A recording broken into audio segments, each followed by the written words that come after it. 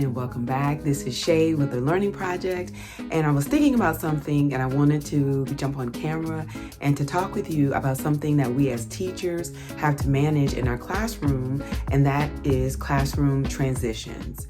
So if you're not sure what that is, or if you're not a teacher, classroom transitions are when a student is either moving from one place to another place. So from one, building or location to another space or building or location. It's also when students are transitioning from or changing from one activity to another activity. And it also could be when students are changing from, or you wanting students to change from one subject to another subject. And transitions are that change that happens from one thing to another thing. And as teachers, we know that you can lose a lot of valuable instructional time with transitions. It's nothing for a transition to, take 5 minutes, 10 minutes. But as instructors and teachers, we have to kind of mitigate that and make sure that the transitions or the changes are smooth and that they're quick and that they are effective. So our classroom transitions. So just think about it. If, let's say, you're an elementary school teacher and you are teaching, let's say, 4 subjects to your students, right? And you're losing, let's say, 10 minutes because of poor transitions. Students are not focused, they're not putting away their materials quick enough, those types of things. If you're teaching 4 subjects, that's 10, 20, 30, 40 minutes of valuable instructional time that you just lost because those transitions are not smooth. So it's incumbent upon us, we have to look at that and say, okay, what can I do in order to mitigate that or to make sure that those transitions are short and they are sweet. Now, these transitions look a little different depending on whether or not you are teaching high school, middle school, or elementary school. So like if you're teaching high school, or if the students are in high school or middle school, the students are typically the ones that are moving from place to place, right? The teacher is stationary and the students are moving from place to place or from subject to subject. In elementary school, depending on what grade the student is in, they typically have one teacher in a self-enclosed or self-contained classroom, and they are with that teacher. But depending on the grade level, they actually may be going to specials. Specials meaning they may have to go to another place. They may have to go to PE, they may have to go to art, they may have to go to foreign language, they may have to go to music. So they're actually, transitioning or changing from the classroom to these places. And sometimes a couple of places, a couple of those, specials in one day. Now, I am a little bit different because in kindergarten at my school, at least with my class, I am a self-contained teacher, meaning that my students are in my classroom with me all day. They don't have specials. They don't go somewhere else except for to lunch. But for the remainder of the time, they are with me, right? Woohoo, they are with me all day. So the only time that they're transitioning or moving from place to place in my classroom is when they're headed from my classroom to lunch and back. So I wanted to share the transition strategies and techniques that I use in my classroom with my students. So let's say I'm taking my students to lunch and I'm picking them up and bringing them back into my classroom. Now, lunchtime, you know what that looks like. You can imagine, even if you're not a teacher, the kids are going to be rowdy, they're going to be loud, they're going to be perhaps throwing food, getting up, running around, those types of things in the lunchroom. So when they're coming back into the classroom, they already have a lot of adrenaline going. They are already a little bit, wired, and they are ready to just kind of go from 0 to 100. They're at 100 really, and they are really just need to calm down. So one of the techniques and the strategies that I use when they are moving from place to place and transitioning from place to place is the first thing I do is I have them to put their head on the desk. That may be for maybe about 15 seconds, 20 seconds, just for them to calm down. Then I have them do a belly breathe. Then we do 2 videos and then a belly breathe. Okay, so what is a belly breathe? A belly breathe is a social emotional strategy just to help kids to calm down. I believe like Sesame Street has a video with Common. There's a rapper named Common. He is rapping and singing along with the Muppets, and he is talking about belly breathe. Now, this video, I've already shown it to my students. They know all about belly breathing. They know to do this. They put their hand on their belly and they breathe in, and then they breathe out, poking out their belly. And they breathe in and they breathe out, poking out their belly. And we do this belly breathe about 10 to 15 times just for them to just relax and just, to continue to calm down. Once they're calm, then I have them stand up and push in their chair, and then we go into our 2 videos.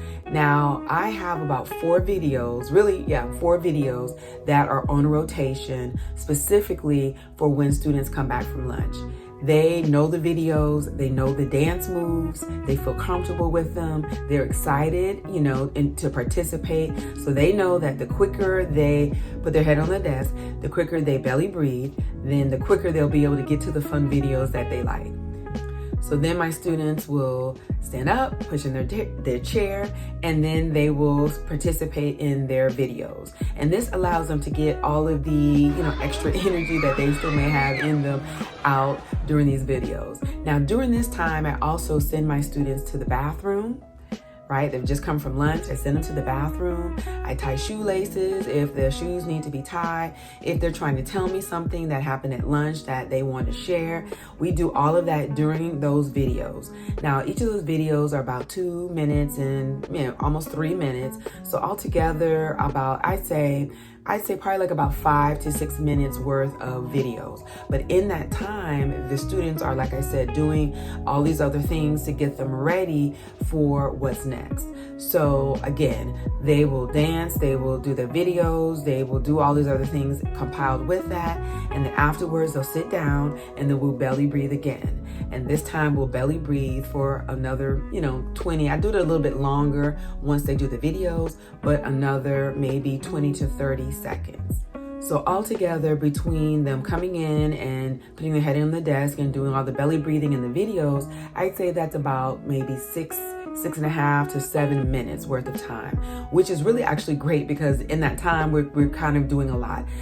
Bathroom breaks can be a lot. I don't know if you have the little ones, they could take forever in the bathroom. They could drag it out. They can constantly raise their hand while we're going into our next lesson and interrupting the lesson by going to the bathroom. So 6.5 to 7 minutes is actually really pretty good to get all of that in. So that's kind of how the strategies that I use for my transitions when my students are going from, one space to another.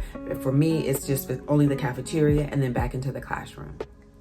Now, when my students are transitioning from like one activity to another, I typically will use something audible like a timer or even a buzzer to let them know that it's time to conclude the activity and put away their materials and to get ready for the next activity. Now, a timer, I use my cell phone and I'll just put a countdown timer. So once it, counts down and once it buzzes, that lets them know that, time is up, that it's time for them to stop what they're doing and to get ready. Also, I'll use a buzzer to let them know that it's time to get ready. Now, using these types of devices saves my voice, right? So I don't have to constantly repeat myself over and over again. I don't have to say, put it away, let's do this, let's do that, and try to talk over them, those types of things. Those buzzers and those types of sensory devices, it just alerts them and lets them know, hey, we're ready to stop this, we're ready to start that. So whatever activity they're doing, whether they're doing the rhyming game or whether they're, working together with their whiteboards to do their sight words, whatever they're doing. If I have my small groups and they're doing their activities, I don't have to go to each small group and say, do this, do that. I just say, okay, the timer is on. When it sounds, I want you to put away your materials, and they know to do this. Or if I hit the buzzer, then they know it's time, let's put it away, and then let's get ready for the next thing. So again, a timer or a buzzer is a great strategy to use to save your voice, but to also kind of train, make your students aware that when this happens, when this thing goes off, then it's time to engage in this behavior, to stop this, to get engaged in this behavior, and then to get ready.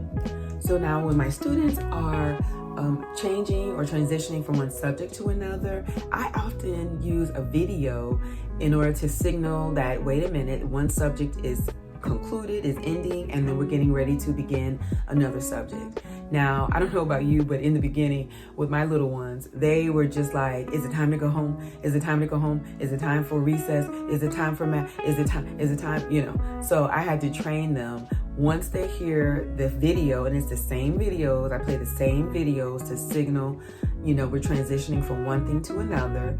When they hear that video, they know in their head, oh wait, this is ending, and then this other subject is beginning. For instance, let's say that I'm transitioning from English language arts to math.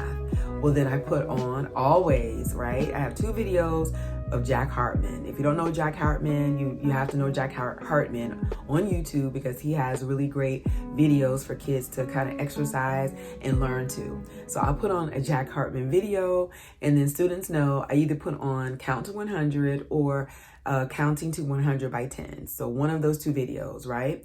So they know that when that video comes on, we are transitioning from English language arts to math. So they don't have to ask me, is it time to go home? When is it, you know, we're going to read? They know, oh, math is up next, right? So I'll put the video on. And this also allows, you know, for those students who maybe it's taking them a little bit longer to like wrap up their work, wrap up whatever we have just concluded, it allows them that little bit of time to kind of finish wrapping up and, you know, getting their materials put away. And then for those students who are done, then they're ready to, you know, participate and to engage in the fun dancing or the sing along with the video. And, you know, the video also serves as a kind of extrinsic motivation for those students who may be a little bit slower with, you know, getting ready and prepared for the next activity or the next subject.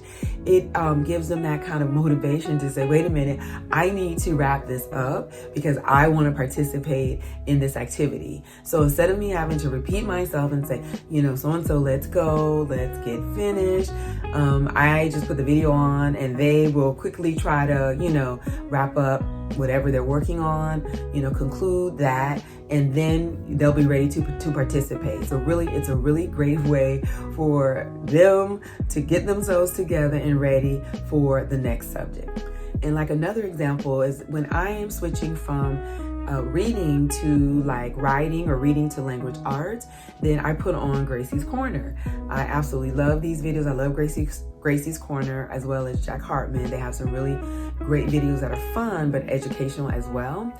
And I'll put on like Gracie's Corner, the alphabet song, and students will sing along, you know, as they're wrapping it up, as they are putting away their materials, as they're getting ready for, you know, what's next. And for those, like I said, for those students who are already done, it's something for them, you know, to be able to say, I'm done and I get this reward. And then my students who aren't done, you know, again, it's intrinsic motivation for them to get done. So I recommend a video as well to help with these types of transitions. So I hope that these tips help. I hope that these strategies are useful for you in your classroom. And look, if you have other, you know, techniques and strategies that you are using in your classroom that are working for smooth transitions for your students, please share. Leave a comment below, please, because, you know, we all can learn from each other. You know what? Iron sharpens iron. So if you have something that's happening and working well in your classroom, please share it with me and perhaps I can incorporate in my classroom as well.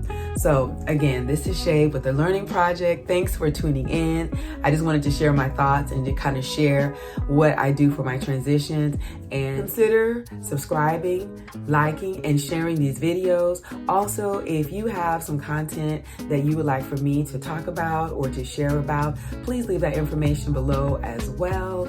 And yeah, have a great one. This is Shay from the Learning Project.